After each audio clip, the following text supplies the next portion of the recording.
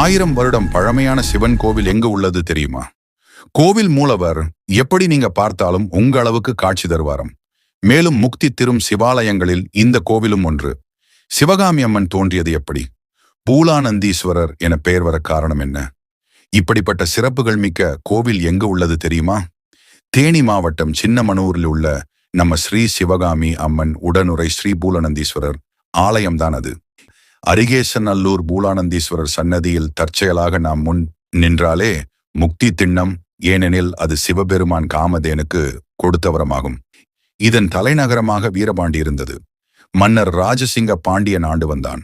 அவனின் அரண்மனையில் பணி செய்த ஒருவர் தினமும் பாலுடன் இந்த காட்டு பகுதி வழியாக வருவது வழக்கம். ஆனால் சில நாட்களாக அந்த வழியாக வரும்போது ஒரு குறிப்பிட்ட இடத்தில் பூலா மரத்தின் வேர் தடுக்கி கீழே தள்ளி கொண்டிருந்தது. இந்த நிலை தொடரவே மன்னனிடம் இது குறித்து தெரிவித்தான். பணியாளரின் கூறியதை கேட்ட மன்னன் உடனே அந்த இடத்தை தோண்டி பாருங்கள் என உத்தரவிட்டார். அப்போது அங்கு தென்பட்ட ஒரு லிங்கத்திலிருந்து கிளம்பிய ஜோதி